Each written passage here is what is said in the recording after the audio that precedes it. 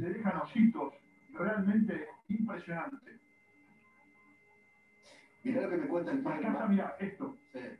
Este es el símbolo, esta es oficialmente el nombre del estadio ahora. Ok.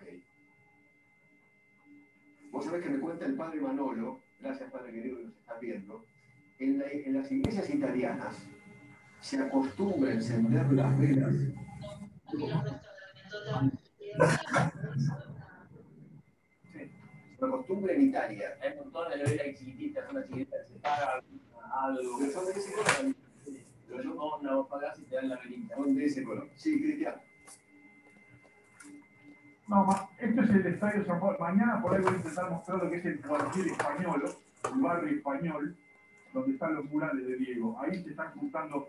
Hay dos sectores de hinchas acá, los ultras B y los ultras A. Se llevan bien ahora, parece. Mucha gente de la Ahí misma tenés el micrófono abierto.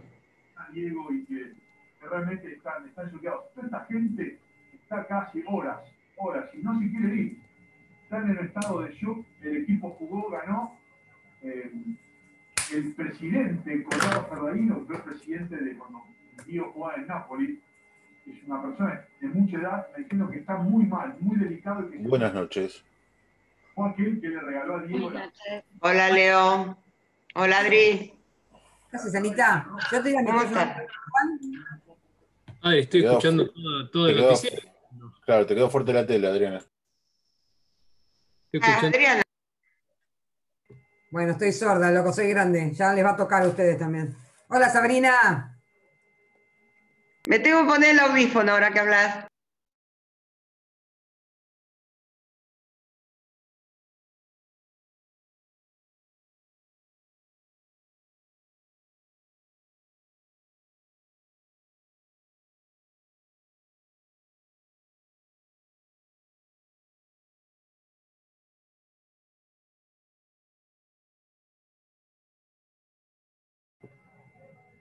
Hola, Lu. Hola Adri, ¿cómo estás? Hola, Lu. Hola, Lu. ¿Todo bien? Peones, yo la saludé nada más, che. ¿Se me escucha o no? Sí, te escuchamos. Sí, se te escucha bien.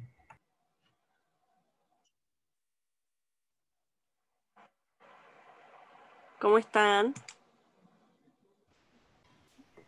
¿Hicieron el trabajo, chicos? Le vas a trabajar la puta que las reparió. Sí. Se escuchó, ¿eh? El exabrupto se escuchó. Chicos, eso queda todo grabado, ¿eh? Esto queda y después lo revisan y se complica. Nada, mentira. No sé quién dijo algo. Sí, ¿Quién va a sí está revisar esto, grabando. Juan, a esta altura? Estoy jodiéndolo. Juan, Decime. ¿sabés que la abogada que trabaja en el estudio donde trabajo trabaja con tu papá también? ¿Quién es? Liliana. Ah, Lili.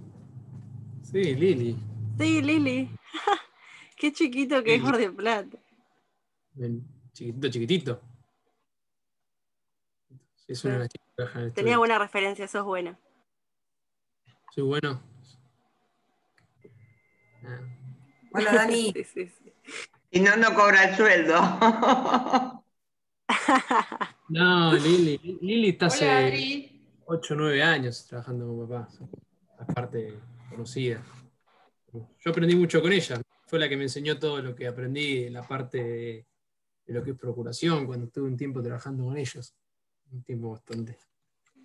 Lili estaba. Sí, es genial, Lili.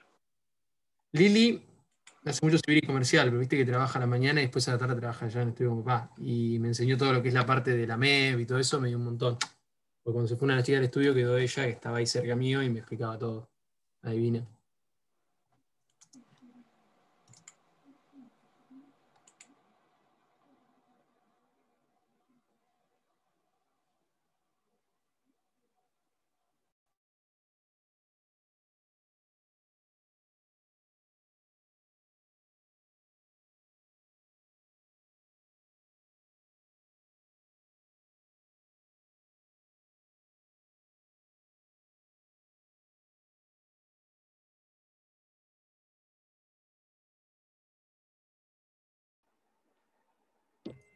Yo sigo de duelo, chicos, así que... ¿Ya lo enterraron o sigue todavía ahí toda la movida? ¿No? ¿Ustedes No, saben? ya lo enterraron. ¿Ya lo enterraron? Bueno. Qué dolor. A ver, voy a poner que no sé en dónde andamos parados.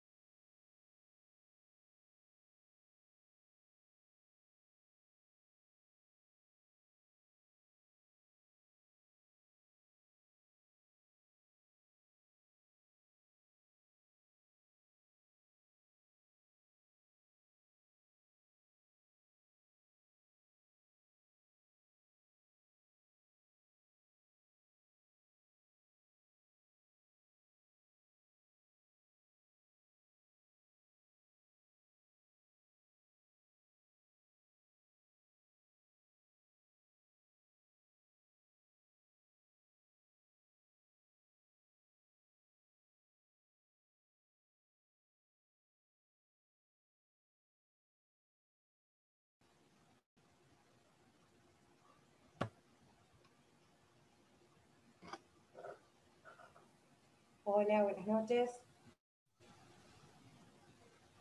Buenas noches. Hola, buenas noches. Buenas noches. Bien. Mientras esperamos que ingresen algunos más, le voy a pedir a la persona que esté hospedando la reunión si no me puede hacer hospedadora o administradora, si puedo manejar los micrófonos. Perfecto, gracias.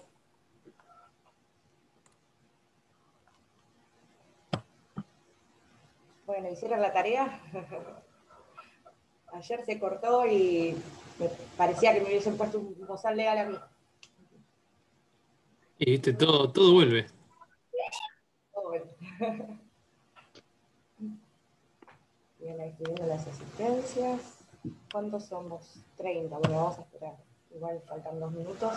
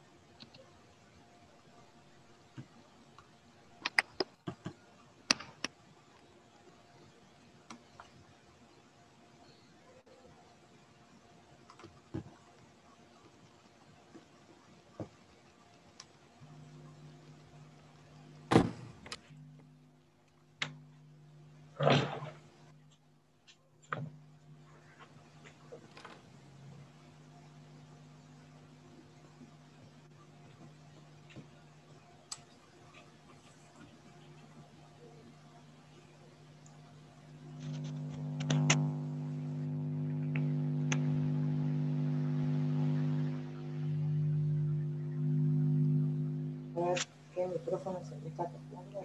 Esta no se pica por mí.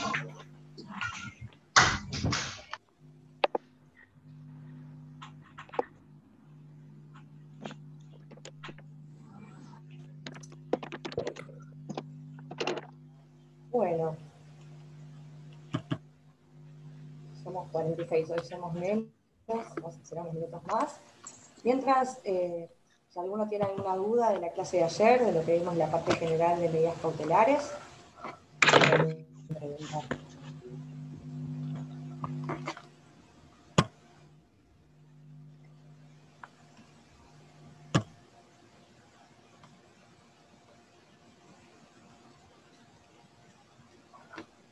Profe, a mí no me quedó tan claro la diferencia entre los caracteres y el presupuesto, lo que hay que diferenciar cuando usted dijo que podría hacer preguntas. Claro, en realidad la pregunta no sería diferenciarlo, sino que nos ha pasado en varias oportunidades en los exámenes que cuando se pregunta por los caracteres en las medidas cautelares contesten Sí, verosimilitud en pero el tanto derecho, la peligro pena, en la ¿en qué demora. sentido? Sí, pero si financieramente para- esto, Luchi, no tiene tanto sentido. A ver, Santiago. Ahí te silencio. Pues no sé si Y estás porque le preguntando o... gusta el lugar está quedando hermoso, vas a poder pasar una tarde ahí con tu familia. No es gastarla. Santi, estás con el micrófono abierto. Ahí creo que se lo silenció. Ay, qué suerte. Guardar lo que diga. Ahí está.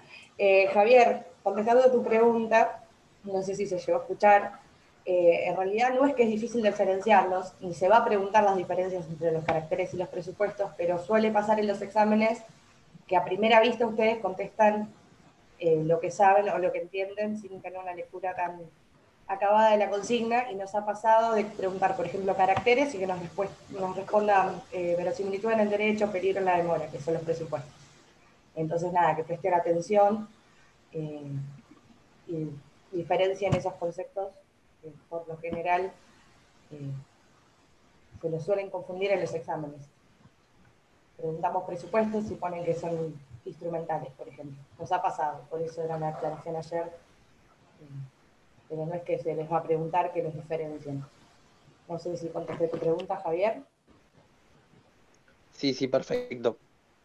Bárbaro. Pensé que había que diferenciar. No. Claro. Bueno, no sé si tienen alguna otra duda. Sí, profe, yo tenía una duda. Sí, Karen.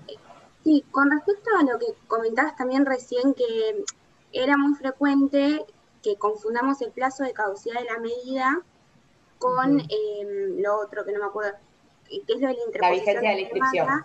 con la vigencia de la inscripción.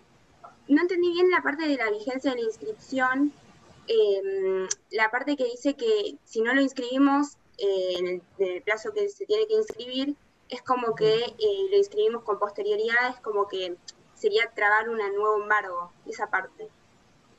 Como claro, que bueno, ahora cuando veamos embargo lo vas a terminar de entender, pero básicamente, sí, vos desde que escribís un embargo tiene una vigencia de 5 años en el registro de la propiedad inmueble, ¿sí?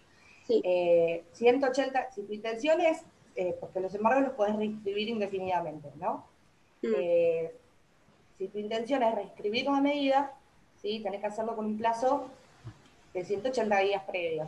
¿Por qué? Porque en realidad ahora se hacen los oficios y se diligencian de manera virtual, pero antes uno tenía que hacer el oficio de embargo, llevarlo a confronto en el juzgado, lo controlaban, si estaba bien, lo tenían que retirar. Una vez que estaba retirado, como el registro de la propiedad inmueble está en La Plata, tenía que ir con gestor a La Plata. Entonces, si vos no lo haces con ese plazo, el plazo en realidad es preventivo para que no se te venza la medida, ¿sí? Para que no pierda la vigencia. Si se llega a demorar y vos al 5 años y un día inscribiste y justo se inscribió un embargo ese mismo día con anterioridad del tuyo, ya tu embargo no tiene preferencia. Se cuenta como si fuera un nuevo embargo. Claro, sí. Bien, perfecto. Gracias, profe. Bueno, no, de nada. Bueno, ¿buscaron entonces lo que les pedí? ¿Sí? Sí, doctora. ¿Alguien que quiera aportar alguna noticia?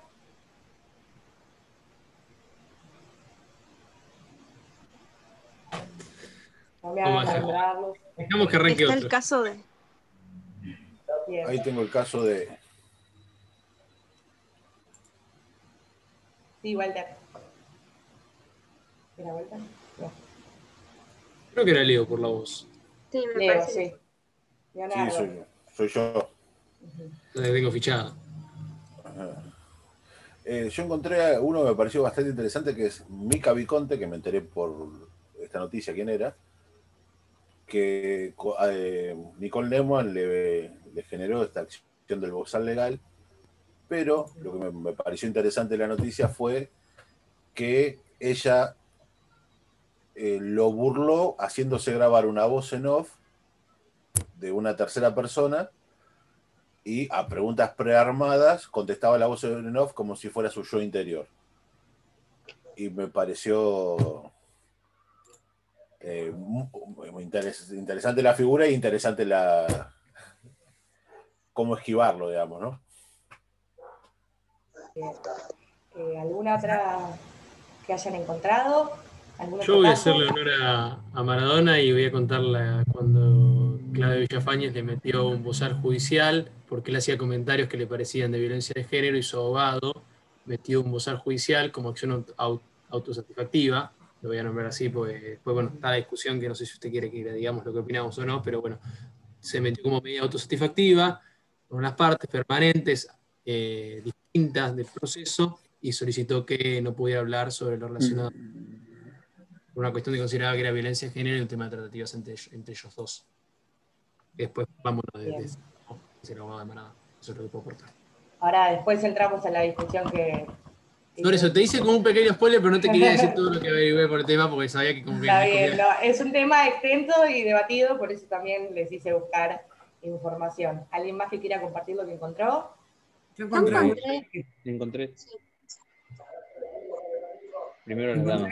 Encontré una de Coti, el cantante, que se estaba divorciando de la esposa y durante ese trámite le metió un buzón legal. La abogada de la esposa es la doctora Rosenfeld.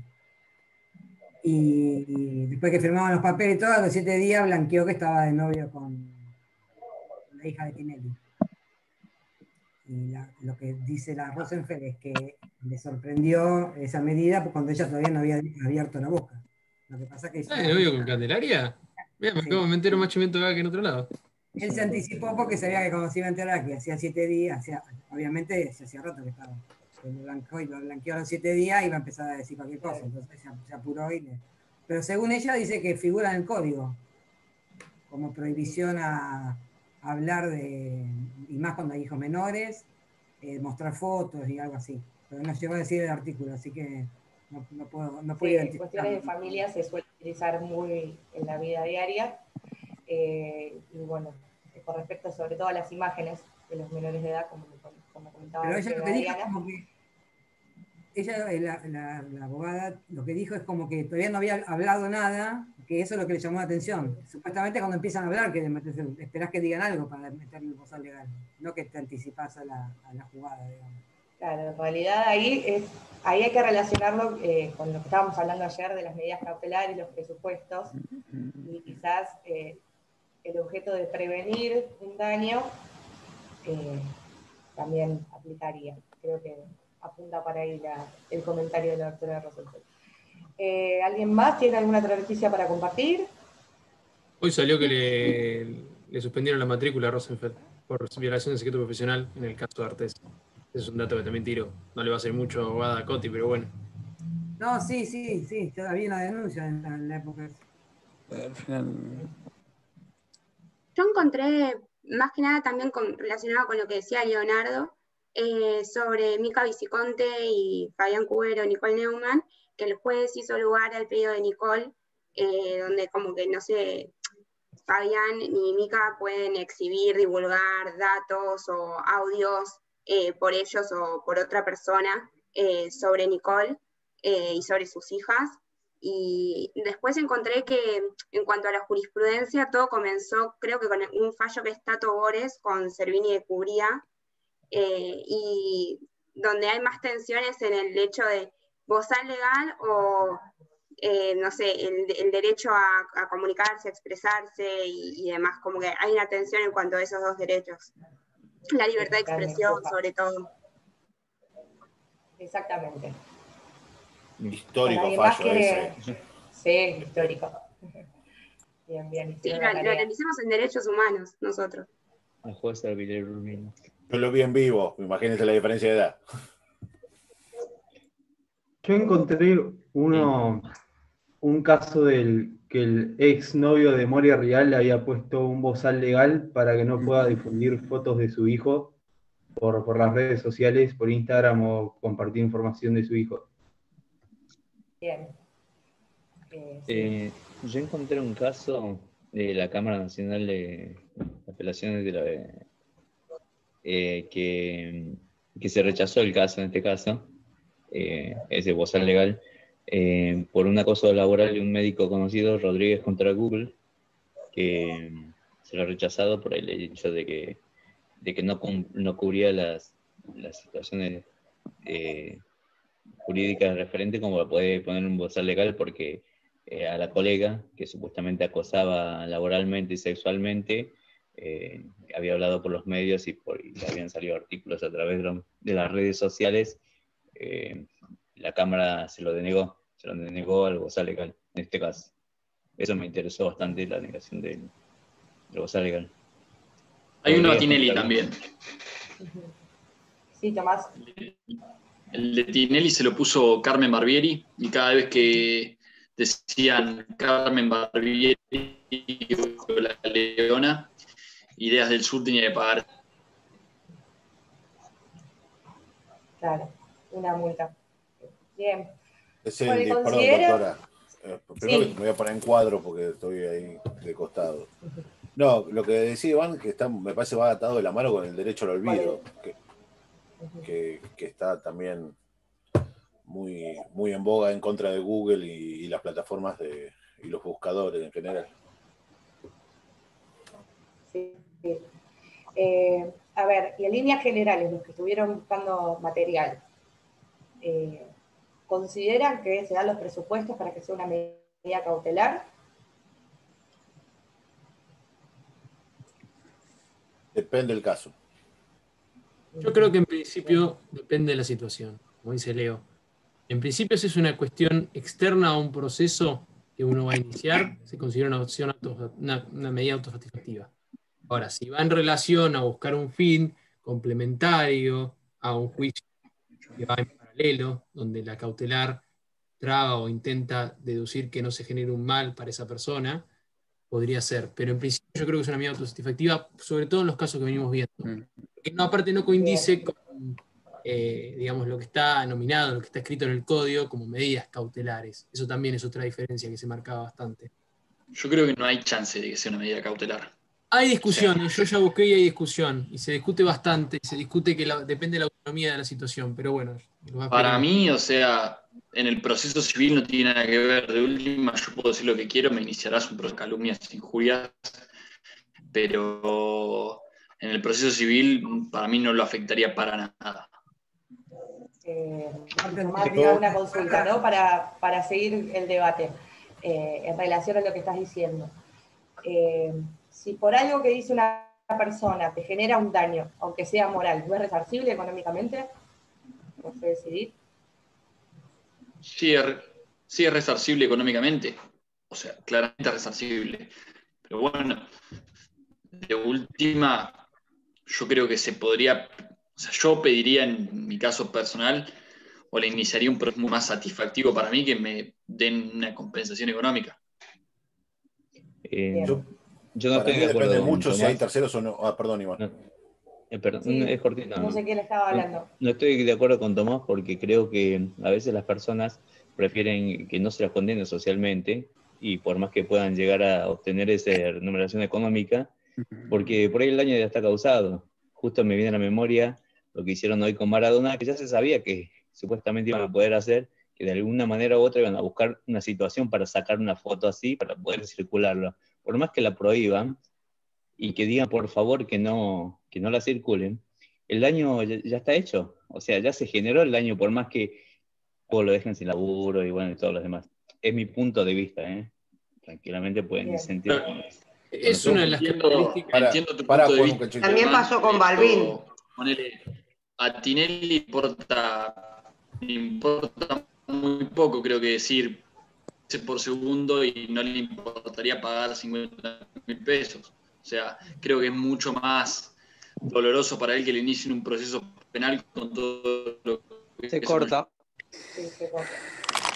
Te pierdo, Tomás. Yo lo que quería decirte es que para mí depende mucho de las cuestiones, por ejemplo, en el caso este que contaban de Nicole Neumann, de las cuestiones de que hay en el medio terceros, como los hijos de la pareja anterior, Que ahí el derecho que se tutela es el de la imagen de los menores. Entonces, para mí sí vale la medida autosatisfactiva en ese caso, y no que sea una pelea de dichos entre dos personas, y por ahí sí estoy más en la posición de Juan, de plantear, bueno, háganse un juicio por infamias y calumnias y defínanlo. Pero sí cuando hay terceros o la tutela de derechos ajenos al honor de los dos que están discutiendo, a mí me parece que la medida es válida. Bien.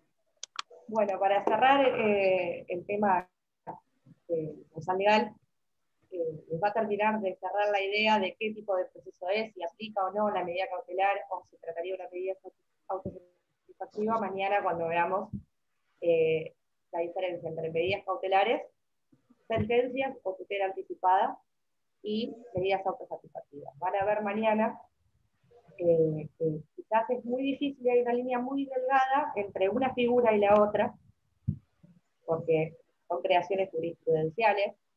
Entonces, si bien están en el anteproyecto y en el proyecto de la reforma del Código Procesal, hoy por hoy son figuras que se tratan jurisprudencialmente, que ya están aceptadas, pero todavía son debatidas. Así que tienen un límite muy, muy finito, y diferencias que si bien uno las puede identificar, en algunos casos es mucho más difícil. ¿Sí? Bueno, la idea era esta. Normalmente en las clases presenciales hacemos esto, de sacar un tema, que busquen información, que debatan entre ustedes, porque el día de mañana van a vivir debatiendo, básicamente. Así que está bueno también como actividad. Nos tiramos con bueno, y ahí vamos tirándonos dicho cosas. esto, vamos a pasar a las medidas cautelares en particular, ¿sí? Vamos a ver las 7 medidas cautelares nominadas, que están en el código, y les voy a poner de fondo el precio como siempre, si cualquier cosa tienen para seguir, ¿no? Que va a ser más interesante ver la Junila que verme hablar a mi sola. A ver si, avísenme si lo pueden ver.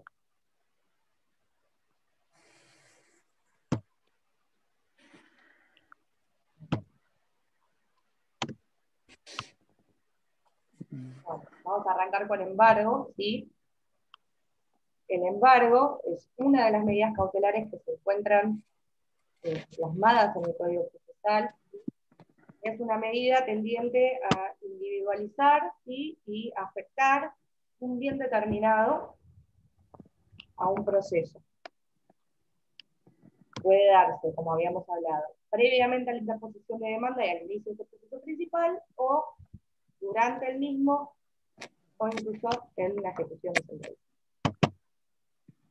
Vamos a arrancar diciendo que hay 3 tipos distintos de embargo, ¿sí? Tenemos el embargo preventivo, el embargo ejecutivo, que es el que habrán visto seguro cuando vieron juicio ejecutivo.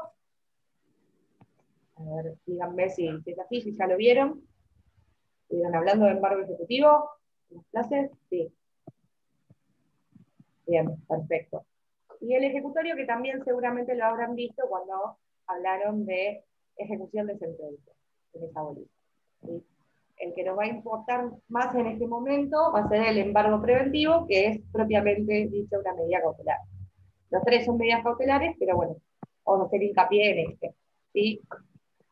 Se trata entonces de un bien que puede ser bien mueble o bien inmueble, que se va a individualizar y se va a afectar a un proceso determinado, ¿sí? Por más que nosotros iniciemos el embargo preventivo con anterioridad a la demanda, ya saben que las medidas cautelares, como dijimos ayer, cuando se inicien con anterioridad a la demanda, ¿sí? Se va a tener que especificar qué tipo de proceso es el que vamos a promover y qué tipo de proceso es el que, digamos, cuál es la pretensión de fondo que vamos a querer resguardar al momento de la sentencia. Bien. Entonces, constituye la individualización y afectación de determinados bienes en proceso, ¿sí? Requisitos y caracteres, los mismos que cualquier medida cautelar. El código, sin embargo, nos va a indicar algunos casos puntuales que están plasmados en el código, que van del 209 al 212, que son situaciones puntuales en las cuales proceden los embargos. Sin embargo, no son los únicos casos, no es una enumeración taxativa la que van a ver a lo largo del articulado, sino que puede proceder un embargo preventivo en alguna situación que pese no estar contemplada en el texto del código, pero en los presupuestos de las medidas cautelares. ¿Sí? ¿Hasta ahí me siguen? ¿Se escucha bien? Sí, profe. ¿Sí? Bueno, el embargo ejecutivo entonces es aquel que se dicta en el marco de un proceso ejecutivo y se dicta en relación a una obligación que está documentada en un título ejecutivo o un título que trae aparejada ejecución. ¿Sí? Lógicamente, como tenemos un título ejecutivo, por la calidad de ese título, la contracautela no va a ser necesaria. Va a estar, digamos, se le exime al peticionante de prestar contracautela. Y en el ejecutorio se da en el marco del proceso de ejecución de sentencias, ¿sí? Y va a tender a que digamos, el demandado perdidoso, cuando incumple con lo normado en la sentencia, ¿sí? Para el caso que no cumpla, ahí se transforma el embargo preventivo o el embargo ejecutivo en embargo ejecutorio, para garantizar, ¿sí?, el cumplimiento de esa sentencia. En el proceso de ejecución de sentencias, este trámite es ineludible. Es decir, ya sea que tengamos un embargo ejecutivo, un embargo preventivo, o que no hayamos tenido un embargo, se puede solicitar teniendo una sentencia firme. En cuanto a la procedencia del embargo, ¿sí?, son los artículos que nos nombré recién, léanlos, 209 a 212, nos van a dar distintas situaciones en las cuales se establece ya el código que se puede solicitar un embargo. ¿Sí? Por ejemplo, cuando el deudor no tiene domicilio en la República. En ese caso, si mi deudor no tiene domicilio en la República, yo estoy habilitada a pedir un embargo. ¿Por qué? ¿A quién se le ocurre? De vuelta, por favor. Que si yo tengo un deudor que no está domiciliado en la República, ¿sí?, y quiero garantizarme el cobro de mi crédito, ¿por qué lo voy a embargar? ¿Cuál es la lógica de embargar? No lo puedes ubicar, no lo puedes notificar de nada. Tiene bienes disponibles. No está bajo quizás tiene bienes jurisdicción. disponibles, Ana, pero No claro, hay está en otra jurisdicción. jurisdicción. Más allá de eso, hay un riesgo real y concreto, como no tiene un domicilio en la República, de que mi derecho se frustre. Es por eso que el código automáticamente habilita, ¿sí?, el pedido de un embargo. Otro de los casos es cuando la deuda esté documentada en un instrumento público o privado con firmas certificadas. Otro de los supuestos del código, de estos artículos, es cuando el demandado se encuentra en rebeldía, ¿sí? Cuando vieron rebeldía, que quizás se acuerdan la situación, que creo que fue pregunta de examen, la situación del rebelde con las medidas cautelares. Sí, esa parte no la entendí, porque ¿No? porque decía la rebeldía si se puede pasar de una inhibición general de bienes a otro de menor, pero... Bien. O sea, no lo sé. Bien. Eso igualmente ahora cuando veamos inhibición y embargo, igualmente ya lo vimos ayer eso. Yo les había comentado que por el 203 uno puede pedir la ampliación o la reducción de una medida cautelar. En el caso, por más que sea un rebelde o no, en el caso de que el afectado por la medida, por una inhibición general de bienes, tenga bienes que cubran capital, intereses y costas, y que quiera dar embargo para levantar esa inhibición, que es una medida muy gravosa la inhibición, puede pedir, ¿sí?, la sustitución, el reemplazo de la medida cautelar de origen, que es esta inhibición general de bienes, por un embargo que cubra, obviamente, y que garantice capital, intereses y costas. La pregunta de examen, que me estás comentando vos, Ana, apuntaba a... Sí, apuntaba al artículo 59 en realidad, pero yo me fui para el lado de la quiebra, que se fuga del país, vuelve y ya tiene todo inhibido. A esa parte me fui. Las medidas van a subsistir, ¿sí? Las medidas cautelares que se dicten cuando el afectado esté en rebeldía. Sin embargo, puede pedir una sustitución, siempre y cuando obviamente garantice la obligación. ¿Sí? Otro de los supuestos es cuando existe confesión ficta o expresa. También, el código mismo es el que nos habilita al pedir un embargo. ¿Sí? Como les comentaba recién, no es taxativa la enumeración que hace el código en estos artículos, 209 a 212, y les dejo acá en el precio algunos supuestos que estábamos comentando recién. ¿Sí? Que el deudor no tenga domicilio en la República, que exista un crédito en un instrumento privado o público con firma certificada, público o privado con firma certificada, ¿sí? Que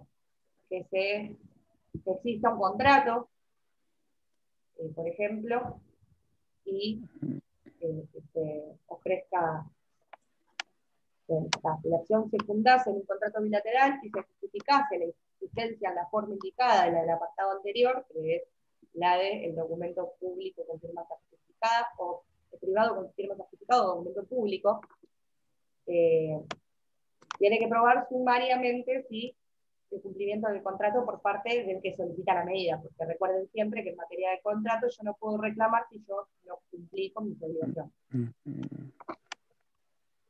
Otro de los supuestos que da el código es el caso de la factura conformada, en el caso de los libros de comercio llevados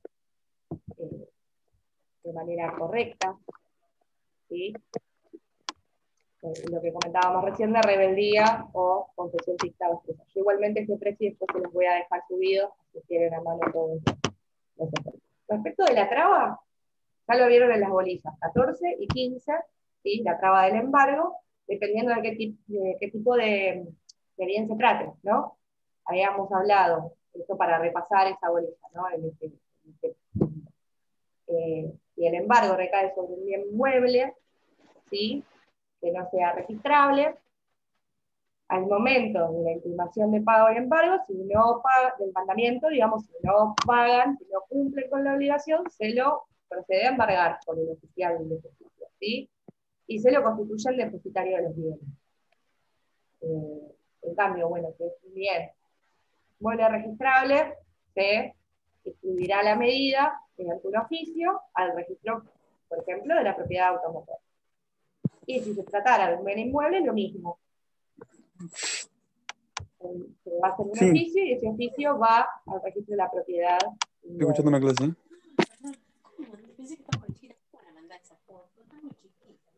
Bien, bienes sin embargables. Y acá les voy a dejar una tarea No, para qué bueno mañana. ¿Sí? No sé quién está con el micrófono abierto. No está. Bueno, los bienes sin embargables, según el artículo 219, para hacer, lógicamente, el hecho cotidiano del deudor, la cama, la mesa, la heladera, los bienes que son indispensables para su vida cotidiana, para el cumplimiento de su profesión o de su oficio, ¿sí? También los sepulcros, y hay un montón de casos jurisprudenciales de bienes que se consideran inembargables. Entonces, para mañana van a tener que buscar, como hicieron ayer con el uso legal, pero esta vez van a tener que buscar 3 bienes inembargables, ¿sí? Que no se encuentren en el código, que surjan de la jurisprudencia. Y mañana, en los primeros minutos, vamos a discutir esta consigna y una más que va a estar más adelante cuando veamos la previsión de innovar. ¿Hasta acá vamos bien? ¿Alguna pregunta? No, perfecto. Bien. Bueno. Estamos como en el Respecto colegio. al levantamiento. ¿Cómo? Estamos como en el colegio, nos vamos con la tarea. Sí, yo soy insoportable, lo sé. Pero bueno. Aparte es sencillo, pero la idea también es que busquen un poquito descontracturar un poco la clase, porque que me escuchen hablar a mí 1 hora y media un jueves a las 8 de la noche, no sé qué tan interesante será. Menos si no estamos todos en persona y que las clases presenciales son siempre más amenas. Bueno, en cuanto al levantamiento, sustitución, ampliación y reducción, les remito a lo que les comenté en la clase de ayer. El levantamiento se va a poder pedir si el afectado por la medida considera que no siguieron los presupuestos, ¿sí?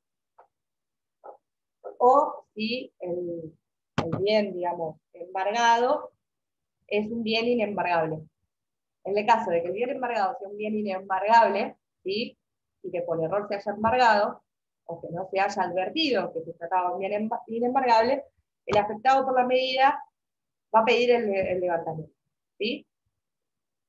¿Qué va a pasar con esto? Se le va a dar traslado a la parte embargante por el plazo de 5 días. Igualmente, si es manifiesto que era un bien inembargable, ¿sí? El juez va a decidir, lo va a levantar. Lo mismo, si el juez lo advierte, de oficio puede levantar la medida. En cuanto a la sustitución, el 203, ¿sí?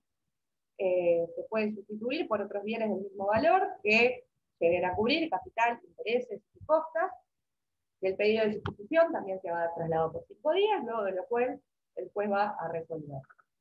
Lo mismo con la reducción o la ampliación, ¿sí?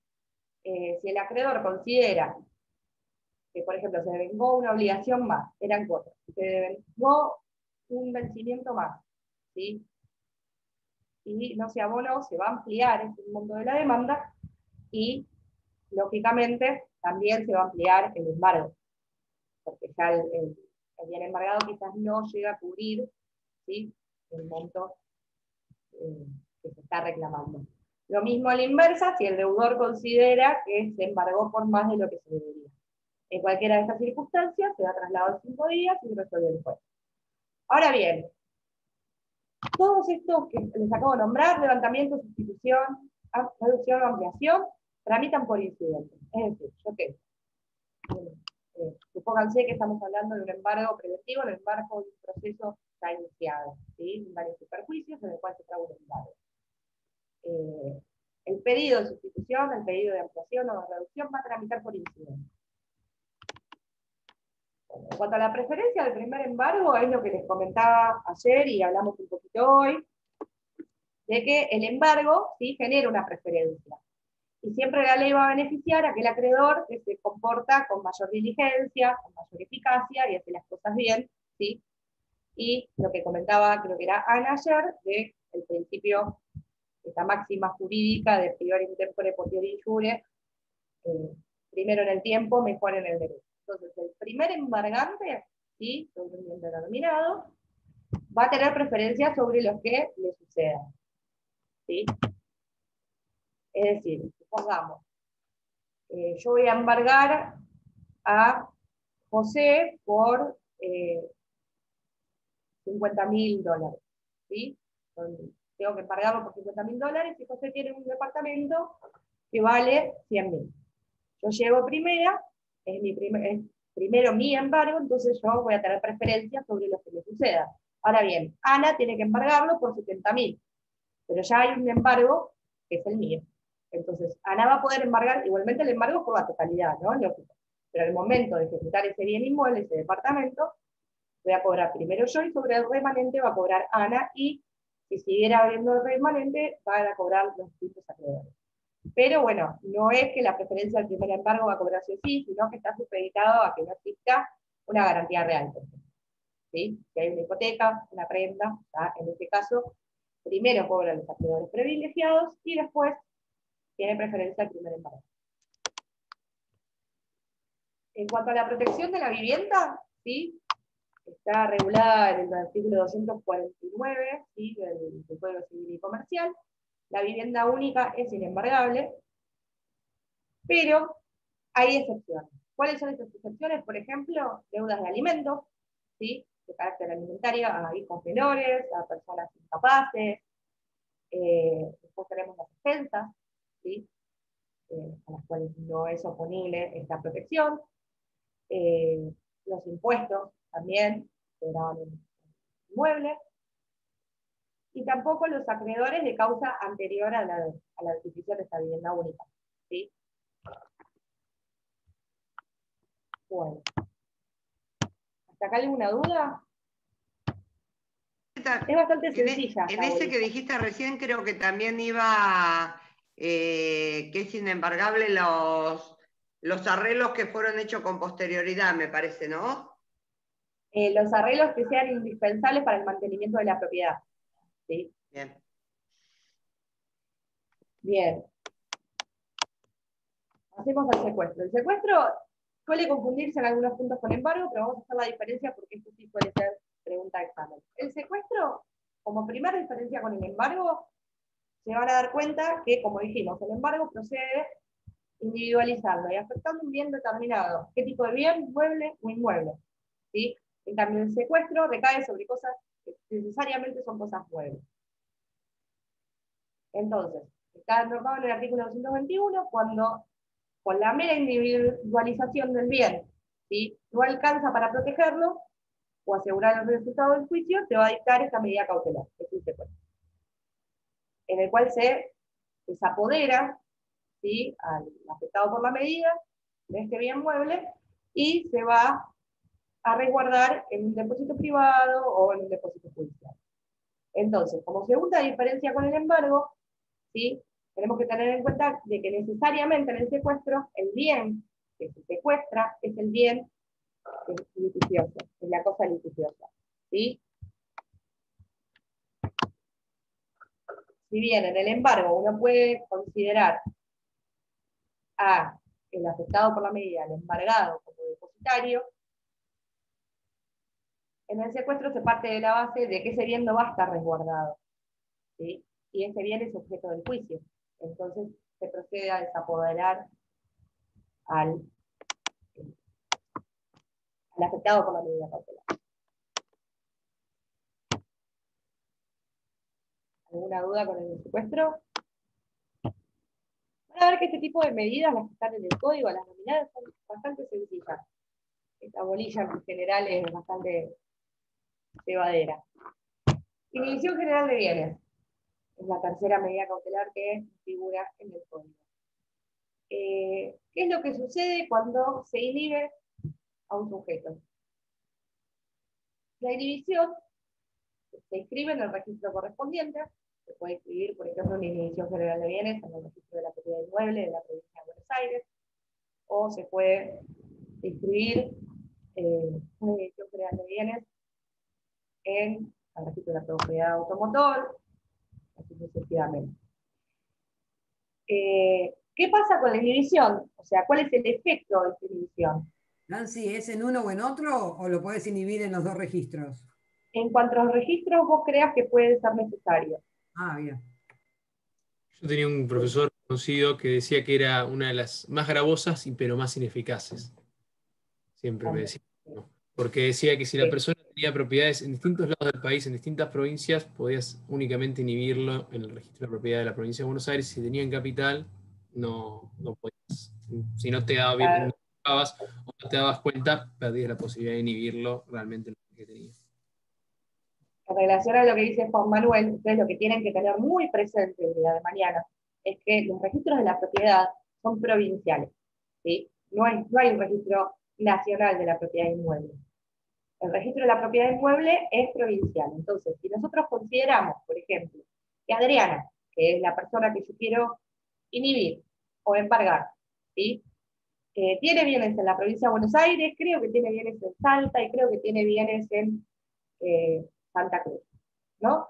Entonces, yo parto de la base de que creo, porque escuché, porque me contaron, porque me dijeron, porque me enteré, porque investigué, que ella tiene bienes en esas provincias, para asegurar, ¿sí?, la eficacia de esa futura sentencia que pretendo obtener en mi favor, en la cual ella es deudora, yo tengo que escribir la medida en los tres registros. En cambio, el registro de la propiedad automotor es un registro nacional. Yo escribo una medida acá en Mar del Plata y si tengo que, si, digamos, no sé, Adriana, siguiendo con el ejemplo, compra una moto en Rosario, ¿sí?, el registro es nacional. Esa es la diferencia. Por eso, por lo general, en materia de inhibiciones y en materia de embargos también, es mucho más sencillo embargar o inhibir el registro de la propiedad automotor. Para empezar, porque es mucho más fácil disponer de ese bien, ejecutar ese bien, que una propiedad que quizás ya está con varios acreedores anteriores o en otra situación. Bueno, volviendo a la inhibición general de bienes, ¿sí?, ¿qué es lo que no puede hacer el individuo? El individuo no puede disponer, no puede vender y no puede grabar, no puede hacer una hipoteca, no puede hacer una prenda, no puede vender la propiedad. Sin embargo, va a poder adquirir ¿sí? Y incorporar a su patrimonio cuantos bienes desee. Pueden entrar bienes al patrimonio, pero no van a poder salir. Va a estar inhibido. ¿Qué requisitos tiene la inhibición? Bueno, además de los de cualquier medida cautelar, ¿sí? Vamos a tener que individualizar, porque ya no es una medida que recaiga sobre bienes, sino que es una medida que recae sobre una persona. Entonces vamos a tener que otorgar en el expediente, al momento de solicitar la inhibición, vamos a tener que brindar el nombre completo, el DNI, el domicilio si lo conocemos, o cualquier otro dato que nos sirva para identificar a este deudor. ¿Cuáles son los efectos? Los que les comentaba recién. Puede vender, puede comprar bienes, pero no puede venderlos, no puede disponer de los mismos, no puede grabarlos. Es una medida gravosa, como decía recién Juan Manuel, y se va a tomar únicamente cuando los bienes que existan y que uno conoce ya sean insuficientes con un embargo, es decir, ya sé que tienen 3 embargos previos y yo no voy a poder cobrar mi crédito, o es un bien que tiene muy poca evaluación y mi crédito es mucho mayor, yo puedo embargar ese bien y a su vez puedo inhibirlo, o puedo directamente inhibirlo también cuando no conozco bienes, ¿sí?, del deudor. ¿Desde cuándo va a surtir efecto la inhibición? Bueno, va a surtir efecto desde la inscripción en el registro. Y la inhibición no concede la preferencia que concede el embargo, ¿sí?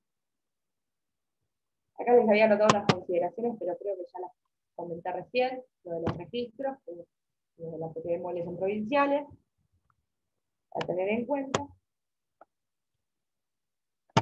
Sustitución y levantamiento, volvemos al 203, ¿sí? Volvemos a lo que hablamos ayer y a lo que vimos hoy en relación al embargo. Digamos, la sustitución o la ampliación no, porque no hablamos de monto, hablamos de la persona. La sustitución va a tramitar por incidente y, como es una medida muy gravosa, si el afectado por la medida puede dar embargo o depositar, ¿sí? Ya sea, puede pagar para levantar la inhibición o puede dar un bien a embargo que cubra capital, intereses y costas, ¿sí? Y de esa manera se levanta esta inhibición.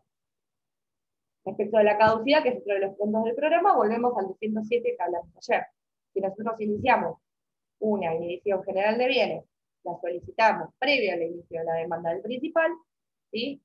Tenemos el plazo de 10 días desde que se inscribe la medida para poder iniciar la demanda. Acá consejo para el día de mañana, chicos, en materia de medidas cautelares, si tienen que iniciar cualquier tipo de medida cautelar de las que se puede iniciar con anterioridad, ¿sí?, a la demanda, se ponga sin embargo, por lo general conviene iniciar la medida cautelar y también iniciar la demanda, así sea incompleta, con los datos básicos. Y dentro de la demanda solicitar que no se le corra traslado, que no se ordene correr traslado en tanto no se amplíe. De esa manera, ya acompañamos la demanda, ya interrumpimos la prescripción, y después el día de mañana podemos ampliar la misma y después notificarla y que siga su curso el proceso principal. Pero ya no tenemos que lidiar con ese plazo de caducidad, ¿sí? Porque si se vence ese plazo de 10 días desde la acaba la medida, se llegan a olvidar, sucede cualquier circunstancia que impida que ustedes puedan iniciar a tiempo el principal, opera la caducidad de la medida cautelar. Y las costas, lógicamente, y los daños y perjuicios van a correr por su cuenta. El programa también nos habla de inhibición voluntaria, que es una figura que la verdad no se ve muy seguido, incluso el registro de la propiedad inmueble no lo tiene contemplado, ¿sí? Se usa bastante en el derecho comparado, pero bueno, no es algo que se vea a diario. La inhibición voluntaria es, en realidad, el deudor y el acreedor se ponen de acuerdo de que para garantizar determinada obligación, al deudor se le va a inhibir en determinado registro. ¿Sí? Sí, Leonardo. Eso no lo declararon inconstitucional por el tema de las post-2001. El tema... Sí. No sé si lo declararon inconstitucional, pero está debatido y en realidad no tiene aplicación práctica. Hoy por hoy no se ve. Claro, pero es una figura que está en el programa, por eso también se las quiero comentar para que lo tengan presente. Perfecto. está previsto. Se hacía antes por acta notarial, y era para garantizar una obligación, se inhibía de manera voluntaria. La justificación de inconstitucionalidad, ¿por qué sería? De la inhibición voluntaria. Porque en realidad, yo calculo que eso es lo que quiere decir Leonardo. Quizás los bancos en alguna oportunidad han hecho firmar documentación y han querido que los deudores se inhiban voluntariamente, digamos, en el marco de contratos que quizás muchas veces son, no son redactados bilateralmente, si son contratos que ya son marcos, y pueden llegar a haber situaciones de abuso dependiendo, bueno, la Claro, dentro figura del marco de un contrato de adhesión de consumo. Exactamente. Digamos, en ese... En los cuales no se pueden debatir las cláusulas. Exacto. No sé si era eso, Leonardo, lo que comentabas vos, o qué caso del 2001 es totalmente... No, sí, que se hacían preferencias Prater-Legen con los deudores por intereses leoninos sobre propiedades por fuera de recompra o pacto de retroventa y demás, se ponían, se generaban garantías sobre bienes inmuebles por fuera de la norma. Claro, igual acá tenés que tener en cuenta que estamos hablando de la inhibición voluntaria, no de embargo. Sí, pero con la inhibición voluntaria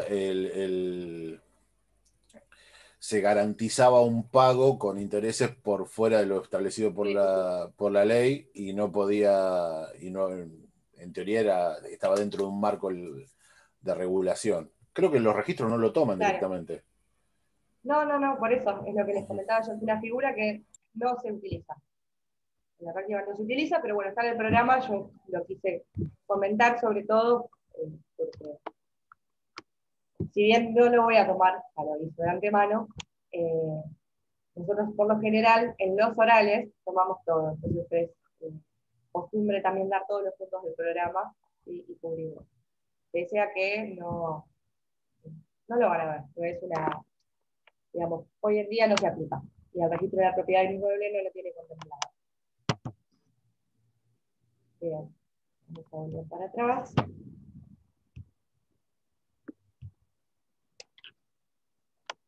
Anotación del ITIS. ¿Qué es la anotación del ITIS? Ya como el nombre lo sugiere, estamos hablando de que existe un proceso y que está la litis trabada. Tengan en cuenta esto, por favor. Porque, lógicamente, si lo que se está anotando es una litis, es un litigio, es un proceso, ya tiene que estar iniciado y tiene que estar ambas partes en carácter de partes, que sucede recién al momento de la traba de la litis. ¿Sí? Esta medida es meramente publicitaria. No va a impedir que uno pueda disponer de los bienes, ¿sí? Uno va a poder adquirir bienes y vender bienes. Va a poder grabar los bienes. Pero, como se supone que hay un proceso, ¿sí?, en el cual se dicta esta anotación de litis, en la cual se discute derechos respecto de un bien determinado, un bien inmueble determinado, se anota esta medida en el registro respectivo. ¿Para qué? Para que en el caso de que, supónganse, yo soy la afectada por la medida, ¿sí? Yo tengo un departamento, ¿sí?, y lo quiero vender. Al momento de pedir el informe de dominio para poder escriturar, el adquirente va a saber que existe este litigio, ¿sí?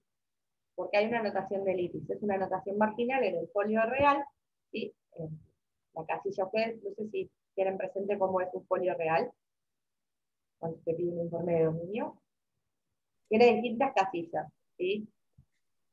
De un lado se van a anotar los titulares, del otro se van a anotar los embargos, las inhibiciones, las anotaciones de litis. Y después tenemos otra casilla más donde van a figurar los levantamientos de las medidas cautelares. ¿Sí? Esta medida, la anotación de litis, hace que la persona que quiera adquirir este bien, ¿sí?, que está discutido en el marco de un proceso, puede hacerlo, lo va a poder adquirir, va a poder comprar igual el bien, pero ya no va a ser considerado como adquirente de buena fe. ¿Por qué? Porque tiene conocimiento de que hay un proceso en el cual se está discutiendo esté bien. Lo van a ver mucho, ahora en la bolilla creo que es 17 o 18, cuando vean usucapión, por ejemplo. En los procesos de usucapión, de prescripción adquisitiva, se hace una anotación de litis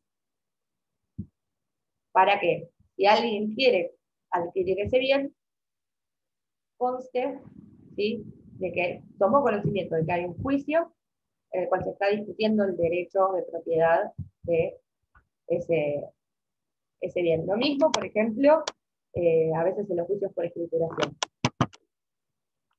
Requisito. Es una medida meramente publicitaria, como les comentaba. Entonces el código se limita a decir que el requisito es la verosimilitud en el derecho.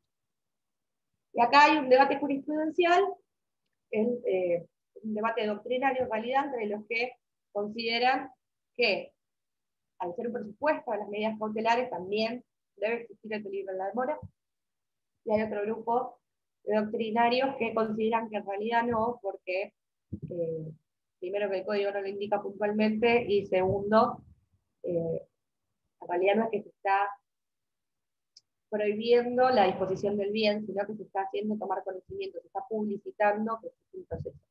¿Sí?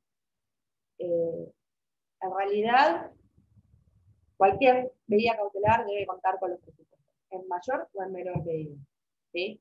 Así que en el caso de dudas, llegado el caso que se pide una anotación de litis, además de demostrar la verosimilitud en el derecho, tienen que por lo menos manifestar el temor de que la situación cambie y que no se pueda, digamos, garantizar el resultado del litis. Sí, no sé quién habló. Acá, Karen. Te quería preguntar, sí, el plazo para la inscripción registral de 5 años, ahí no aplica la anotación de litis. No. No aplica porque tendría que estar trabada la litis y es como, no tendría sentido, digamos, ¿no? Igual me estás hablando de la vigencia, vos recién me dijiste de la vigencia y me hablaste de los 5 años, me parece que te estás confundiendo con la caducidad. Ah, está bien. Que es lo que marqué ayer. La cosa es la caducidad del 207 cuando la medida se haga con anterioridad, y otra cosa, claro, la vigencia de las medidas. O sea, la vigencia no en el caso de la anotación de litis, no. Ninguna de las dos en realidad, porque la caducidad no va a aplicar porque la anotación del litis está el presupuesto para que se dé este tipo de medida, es que exista una litis trabada, y por otro lado también, bueno, en el caso de la vigencia de la inscripción no, porque hay un proceso, o sea, va a durar tanto la circunstancia del proceso lo amerite. Perfecto. Tenemos después la prohibición, no de nada. Tenemos la prohibición de innovar, ¿sí? O medida de no innovar, que es una medida restrictiva, ¿sí? Se va a otorgar este tipo de medida cuando no exista otra medida que cumpla la finalidad, ¿sí? Y que garantice adecuadamente el proceso. ¿De qué se trata la prohibición de innovar? Bueno, básicamente es de mantener el status quo de determinada situación de hecho o de derecho, ¿sí? Es congelar una situación.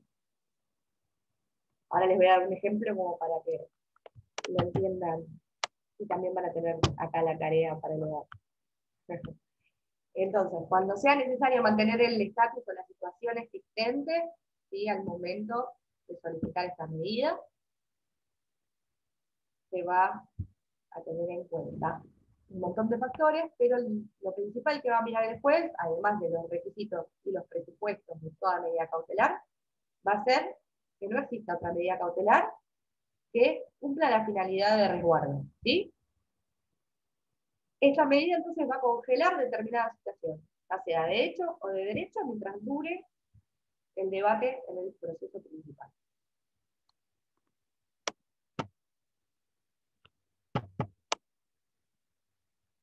Y ahora les voy a dar el ejemplo.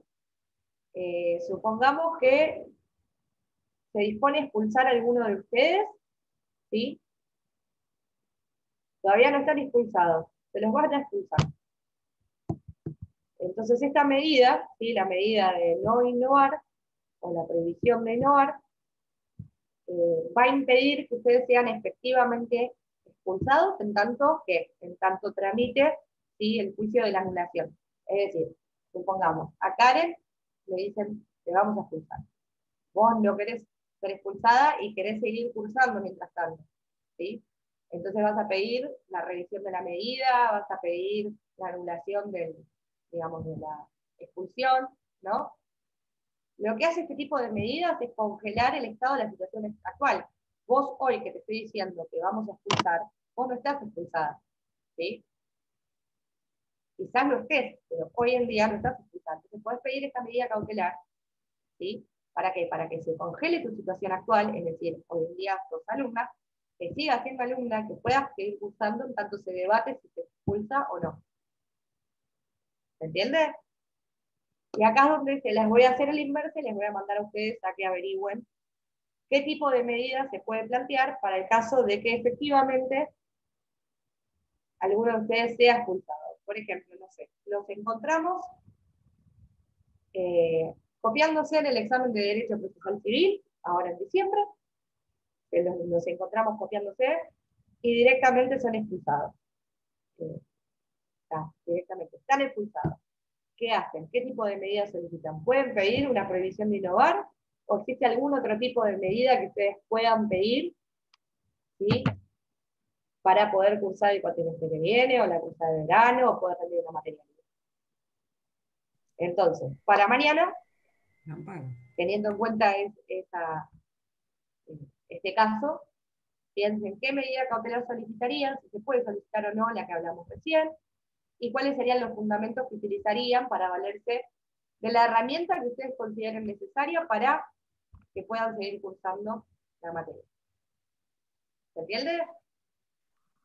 Sí, pero el otro ejemplo más fácil, porque acá yo se me caería la cara de vergüenza directamente. No hago ninguna medida. En algún otro ejemplo... Ana, que... Apelar. Vos, claro. No hay prueba en contrario. Vos no asegures nada. Vos seguís tu camino, acá nadie dio nada. Hay que negar.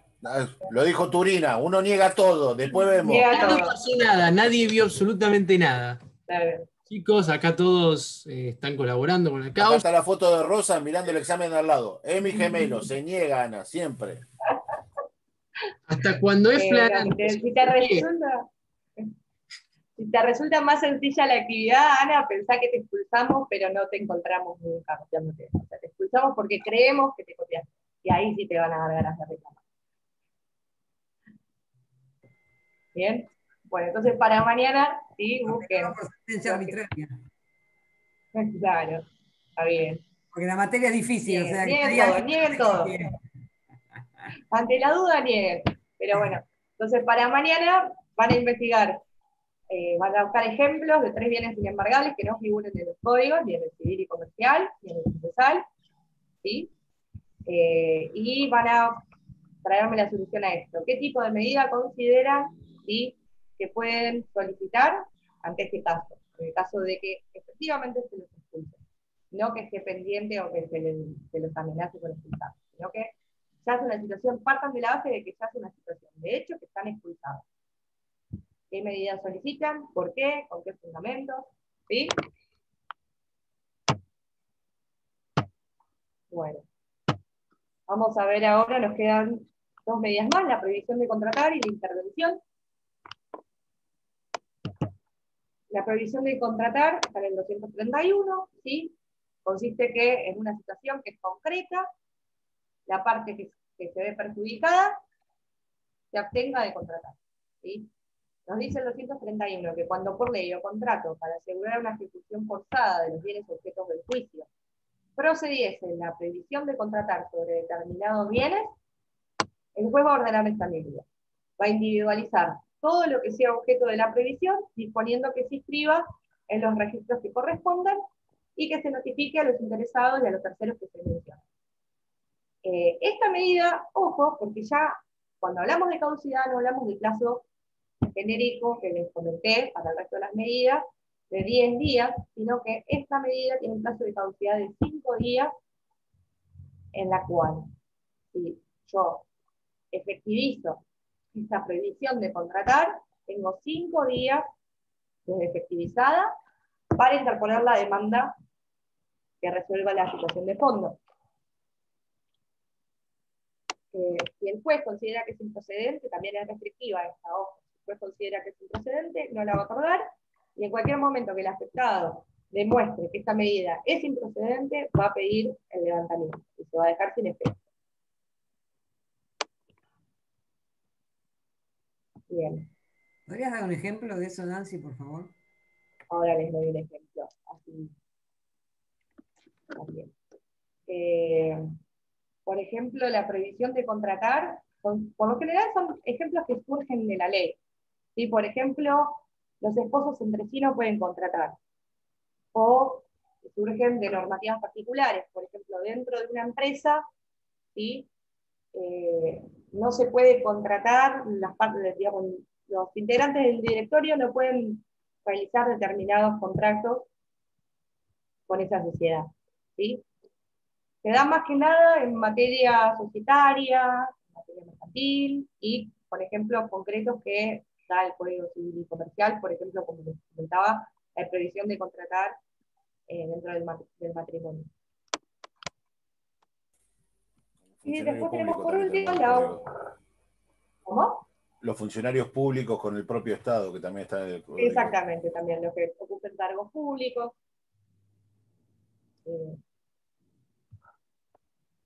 Bien.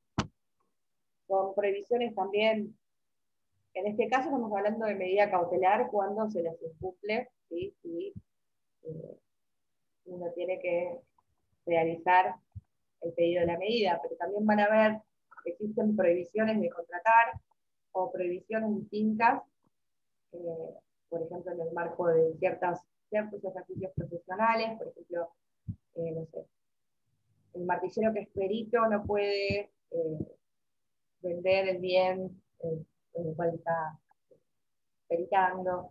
Ahí van a ver en el código, sobre todo en el código de fondo, van a encontrar algunos ejemplos. Respecto de la última medida cautelar que nos falta, ¿sí? Que es la intervención y la administración judicial, son medidas que pueden darse, ¿sí? Directamente la situación de la intervención judicial o de la administración judicial, porque se solicita esa medida en concreto, o puede ser complementaria de algún otro tipo de medida. ¿Sí? Esta medida se va a otorgar a pedido del acreedor, ¿sí? ¿Sobre qué tipo de bienes? Sobre bienes que produzcan rentas o frutos. Por ejemplo, yo soy acreedora de un comercio, por más que no sea una sociedad. Está este comercio a nombre de una persona física, pero es un comercio. Yo soy acreedora y no me están pagando, y con el embargo no lo solucioné, o con la inhibición veo que no lo estoy solucionando, entonces puedo pedir este tipo de medidas. De todas maneras, es muy difícil que se vean situaciones de particulares, es mucho más frecuente en situaciones societarias. Por ejemplo, si hablamos de una sociedad en la cual un miembro de la misma considera que se están malversando fondos, o que no le están liquidando correctamente en relación y en función a los ingresos de su sociedad, puede pedir la intervención judicial para informarse realmente de qué es lo que sucede ahí, o para recaudar esos fondos que le están negando. ¿Sí? Es la segunda situación que tenemos acá, a pedido de un socio respecto de una sociedad o asociación, cuando los actos u omisiones de quienes representen que pudieran ocasionar un grave perjuicio o pusieran en peligro el normal desarrollo de las actividades de la sociedad. Tenemos 3 tipos de interventores. Tenemos el interventor recaudador, ¿sí? el interventor vedor o informante, y tenemos, por último, un tipo de interventor que hace las veces de administrador. Y ahí es donde hablamos de administración judicial.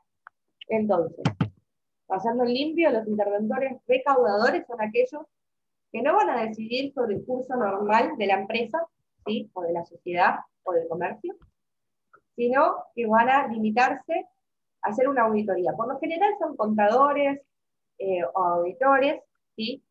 que lo que van a tener que hacer durante el tiempo que el juez lo indique es estar en ese lugar físico en donde funciona el comercio y empezar a recaudar. ¿Hasta cuánto puede recaudar? Y hasta el 50% del giro normal y habitual. ¿Por qué? Porque lógicamente si se recauda más de eso y se le priva a la sociedad de más del 50%, es muy probable que se llegue a un concurso o una quiebra después porque no pueda seguir funcionando. ¿Sí? Lo que va a analizar sobre todo es el flujo de caja, cuánto ingresa y en relación a lo que ingresa va a ir sacando hasta cubrir un monto que se reclame judicialmente. Lo que tiene que acreditar sí o sí el que pretenda esta medida va a ser que con el embargo no es suficiente. Si el juez considera que con un embargo se soluciona la cuestión, no va a otorgar este tipo de medidas. El segundo tipo de interventor es el informante o el vedor, que este en cambio no va a recaudar, ni va a administrar, ni va a tomar ningún tipo de decisión. Se va a limitar a ver qué es lo que sucede con la empresa. Es muy parecida esta figura a la que existe en la ley de sociedades, ¿sí? Pero bueno, este interventor no va a intervenir en sociedades, sino también, o sea, no solamente va a intervenir en sociedades, sino también quizás en negocios en los que figuren a cargo de una persona física, una persona humana. Tiene que observar e informar, es muy simple la tarea. Y después tenemos, bueno, el último, que es el administrador judicial, ¿sí? Que también es una medida que se va a tomar de manera excepcional, cuando se den los extremos necesarios y cuando no proceda otro tipo de medida cautelar que garantice eficazmente el proceso. ¿De qué se trata? El juez va a nombrar a un administrador judicial que va directamente a desplazar las autoridades de esta sociedad, ¿sí? Y va a dirigir la empresa o la sociedad. Entonces, como requisito, acá tenemos requisitos que sí son más puntuales. Además de la verosimilitud del derecho, del peligro en la memoria, de prestar contra cautela, vamos a tener que promover la acción para destituir, para remover a la persona que actualmente se encuentra a cargo, ese administrador que está actualmente a cargo de esa sociedad. ¿Sí? ¿Cuándo tenemos que promover esa acción para remover? Puede ser antes de pedir esta medida o en simultáneo. Yo inicio la acción para remover al administrador y solicito que en su lugar se constituya un administrador judicial. Esto es importante, ¿por qué? Porque ya nos saca la premisa que teníamos de que las medidas cautelares se pueden iniciar antes, durante o después. En este caso puntual del administrador de la administración judicial, no la puedo promover, este tipo de medida, no la puedo solicitar antes de iniciar, ¿sí? El juicio, la remoción. Lo puedo iniciar o en el momento, o puedo primero iniciar, ¿sí? La acción para remover el administrador y después solicitar la medida cautelar, pero no a la inversa. Otro de los requisitos es que la persona que va a solicitar este tipo de medida tiene que ser un socio de la sociedad. Disculpa. Y tenemos que votar. Sí. ¿Puede ser un consorcio de propiedades también? ¿Un consorcio? Exactamente, también puede ser un consorcio. Sí. También puede ser un consorcio. Como tercer requisito, también tenemos que agotar la vía contractual. Es decir, si por ejemplo en el caso de un consorcio, el reglamento de copropiedad nos indica de qué manera removerlo o de qué manera solucionar el conflicto, tenemos que agotar esta vía. Lo mismo las sociedades, tenemos que ver el estatuto social y ver de qué manera está prevista en el estatuto la remoción. Si nosotros, siguiendo los plazos, los pasos que están indicados en este estatuto de la sociedad, el estatuto social, no tenemos resultado, ahí sí se puede pedir esta medida, ¿sí? Y lógicamente, como último requisito, es que se tienen que contar con los presupuestos cautelares de cualquier medida cautelar, verosimilitud en el derecho, peligro en la memoria, y posiblemente para un caso así, que es un caso bastante gravoso, se va a pedir una caución importante. ¿Cuáles van a ser las atribuciones que va a tener este administrador judicial? Las mismas que tendría el directorio de la sociedad, ¿sí? Que van a figurar en el estatuto de la misma. En cuanto a los deberes de este administrador judicial, tiene que desempeñar el cargo y conforme a las directivas que le dé el juez al momento de otorgar este tipo de medidas. Tiene que presentar informes periódicos, y también va a culminar todo con un informe final, ¿sí? Hasta que el administrador judicial no presente este informe final, no va a percibir la totalidad de los honorarios. Sí se le puede dar un anticipo si es una intervención que ya, una administración judicial que ya se presume que va a tardar un periodo prolongado de tiempo, puede pedir algún tipo de anticipo. Pero si no, los honorarios los va a percibir luego de presentado el informe final, ¿sí? Y también... ¿Puede ser sí, Ana. sucesiones eso? En realidad, el administrador provisorio de la sociedad se da hasta que se distribuyen los bienes. En este caso estamos hablando de sociedades, no de sociedades. Sucesorio. Sí, sociedades o personas jurídicas por lo general. No lo veo aplicable en el caso de la sucesión, porque como lo van a ver después en la bolilla 18, el administrador de la sucesión, el administrador sucesorio, es el que va a tomar decisiones, ¿sí?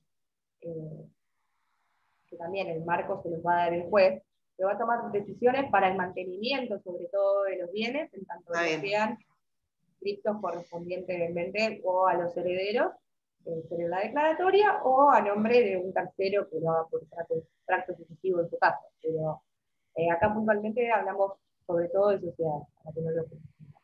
Gracias. Otro de los deberes, de nada, otro de los deberes del administrador judicial es que va a tener que tomar las decisiones, si bien tiene todas las atribuciones, ¿sí?, que va a tener el miembro del directorio, no va a poder tomar medidas, o no debería hacerlo en realidad, porque puede después sufrir consecuencias, medidas que sean innecesarias para mantener correctamente la sociedad, ¿sí? Tiene que limitarse en realidad a cumplir el objeto que va a establecer el juez, que es el que va a indicarle de qué manera tiene que ocupar el cargo. Si hablamos, y el tema de honorarios, lo mismo. El interventor entonces solo va a percibir los honorarios que tenga una vez aprobada el informe final. Y una vez que se aprueba el informe final, ahí percibe honorarios, salvo, como explicamos recién, de que sea una gestión o que deba cumplir ese rol de administrador judicial durante un periodo prolongado de tiempo, en el cual sí va a poder solicitar un anticipo. ¿Sí? Hasta acá vamos bien, ¿se escucha bien? Perfecto, doctora. Bien. Buenísimo. Bueno, con esta medida cautelar ya terminaríamos con las medidas que están nominadas en el Código Procesal, ¿sí? Para mañana, entonces, investiguen los dos puntos que les marqué, ¿sí? Busquen ejemplos de bienes inembargables que no se encuentren en el Código, que surjan de la jurisprudencia, y busquen también qué tipo de medidas ustedes adoptarían o qué medidas solicitarían en el caso de que se los expulse de la facultad, ¿sí? ¿Con alguna duda? No, perfecto, Nancy, muy claro. No, Nancy. Bueno. No, quedó claro. Mariana. No entendió, profe. ¿Cómo? No, digo que se entendió bárbaro. Ah, se entendió. Bien, entendí que no se entendió, por eso. No, al revés. Para sacarme la duda. Bueno, bien. Me alegro, entonces. Para mañana, entonces, los primeros minutos, como hicimos en la clase de hoy, vamos a dedicarlos a debatir entre ustedes, ¿sí? Me van a comentar qué casos consiguieron y qué solución le darían al hipotético caso de que les expulsen de la facultad. Y vamos a abocarnos de lleno a otro tipo de medida cautelar que es innominada, y a la cautela material, las medidas autosatisfactivas y las sentencias anticipatorias. Este último tema, medidas cautelares y tutela anticipada y sentencias anticipatorias y medidas autosatisfactivas, les recomiendo que lo lean de Peirano, si pueden. En internet hay artículos de Peirano o fragmentos del libro de medidas autosatisfactivas, que es un libro que en realidad es así de alto, lo tengo por acá. Bajar no se puede, ¿no? No está bajado. Me lío. ¿Cómo? No está bajado el libro, ¿no? No, en realidad no, es todo esto, así que yo tampoco se los voy a digitalizar porque aparte es muy completa esta obra y tiene medidas autosignificativas en casi cualquier materia, en materia de salud, en materia de todo, es muy completo, pero bueno, traten lo que puedan, la parte general de medidas autosatisfactivas, creo que hay un PDF, lo voy a buscar y se los voy a intentar subir a Classroom, así ya lo tienen después para leer con detenimiento, porque Peirano es el autor que mejor desarrolla el tema. Si bien quizás lo encuentren en Palacio Barassi, no me acuerdo ahora si en las últimas ediciones está, pero si no, bueno, como son sobre todo creaciones pretorianas, jurisprudenciales, les voy a subir parte de este libro como para que lean, por lo menos vean el cuadro comparativo, que lo tengo igual acá en el Prezi, pero para que ya lo tengan ustedes en PDF más sencillo. Bueno, si no tienen ninguna duda más, damos por finalizada la clase de hoy, y ya estos 15 minutos que sobrarían, intuyo que los van a usar para buscar los ejemplos y resolver el pequeño interrogante que les hice. ¿Hay alguna duda más? No. No, perfecto, Nancy. Buenas noches. Bueno, Gracias, doctora. Gracias a Chao, ti. profe, gracias. Gracias, profe. Cualquier Muchas duda gracias. que tengan, me pueden mandar al mail. Bueno. Gracias, Mariela, estoy leyendo tu comentario. Gracias. Mandado mail. Bueno, hasta mañana. Nos vemos mañana. Hasta mañana, que Chao, descansen. hasta mañana.